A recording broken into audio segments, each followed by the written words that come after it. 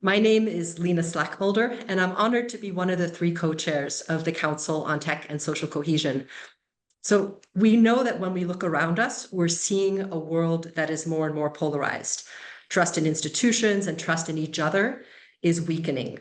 And technology, which promised to build us more into a more connected world, is often the engine of that very division. Instead of helping us to deal with difference, to navigate conflict, our digital platforms are increasingly triggering fear or outrage, hatred, and alienation. I spent 10 years as a journalist and then the next 20 as a peace builder.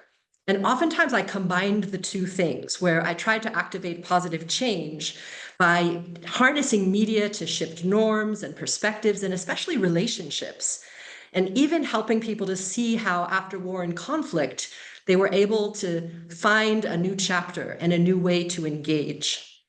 But today, when I look around, I can see very clearly that it's the relationships that we're developing with companion AI chatbots, or the algorithms that are pushing us towards hatred or misogyny, that are really the most consequential influence on the way we see ourselves and the way that we're able to navigate conflict and difference. And so that's why I'm here, and that's why the Council exists. We're not against technology. In fact, the Council brings together people who've built technology and people who've built peace and people who've studied why polarization spreads, as well as people focused on really realigning the incentives and the governance for a more pro-social digital public sphere. We've come together around one question: what if technology fostered trust and collaboration instead of polarization and violence?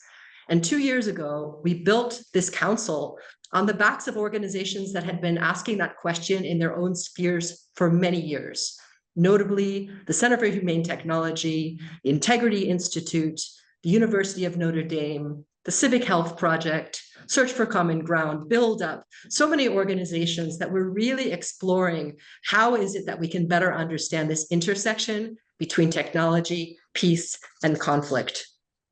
And today, 2 years later, the Council has 65 members across 22 countries, and we're united around a few key insights that you'll hear about more in just a moment from Lisa. The first is that tech design is not neutral. Every button, every click reflects a set of choices, and these are often shaped by incentives. Secondly, that tech design influences our behavior in a lot of ways, and it can inflame fear or it can ignite curiosity, and many things in between. But thirdly, we see that while fact-checking and digital literacy and content moderation are valid and important efforts, they often are tackling the symptoms and not the root causes. And so it's essential that we understand the activation of pro-social tech within a context of systems and governance and policies. So over the last 2 years, we've reorganized ourselves into 6 thematic hubs, each exploring a vital dimension of technology and social cohesion. This includes pro-social design, pro-social tech policy globally, digital peace building in practice, deliberative tech in particular, the use of AI and LLMs, as well as how these different insights can actually influence other types of international and domestic policy. So we see that, in fact, design isn't just technical, it's also moral, social, and political. And so today, as we gather, we're going to be able to see different facets of how we advance the deployment of technology in a way that builds bridges, builds trust, and enables that collaboration. And I couldn't be more excited and honored that Alliance for Peacebuilding is hosting this part of the Expo.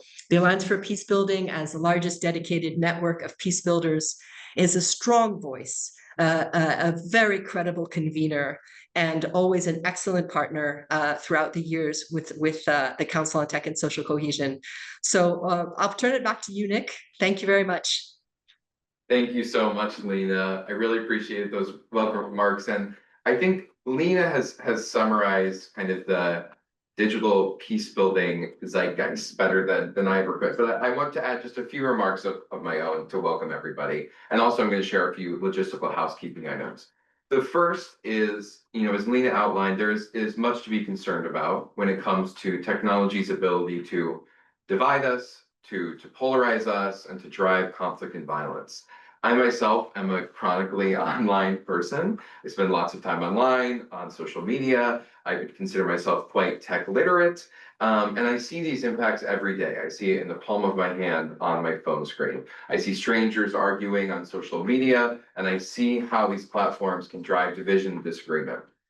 But there is also this connective tissue forming across the peace building field that is really bringing digital peace builders together in common purpose. And I want to shout out the Council on Tech and Social Cohesion for being a huge contributor to this connective tissue. I think that the council and the minds behind it has done a really fantastic job of establishing itself as not just kind of another organization that does this work, right? But really being a platform that coordinates critical work across different thought leading organizations, right? So you have organizations that are researching the online drivers of conflict. You have hands-on implementers who are applying digital peace building technologies in their programming, showing how they can be used, how they can be scaled and applied to other efforts.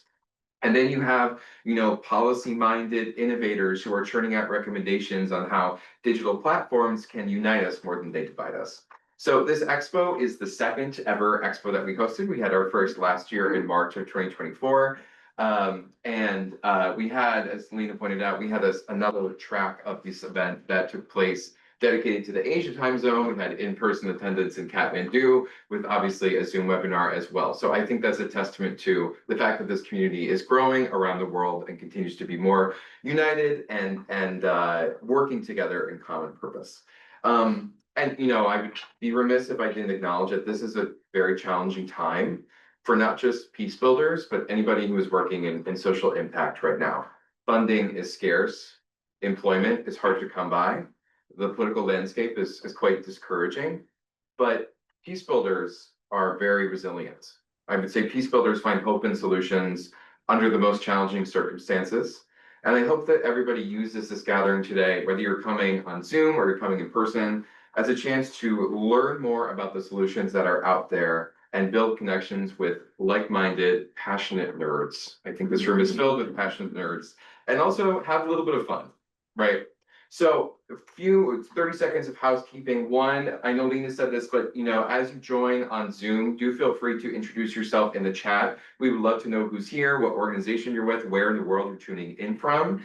And also be sure to, for folks attending on Zoom, to drop your questions for our speakers in the chat. I'll be keeping an eye on the chat as that comes through, and be sure to pose questions during Q&A segments. For folks in the room, you can just raise your hand when we get to Q&A segment and I'll call on you. We don't know how to do that anymore. I know, right? Everything is virtual, everything's on Zoom, right? But I'll probably have to repeat your question just so you know, just to make sure that folks who are listening in over Zoom can hear it. So I'm gonna pause there.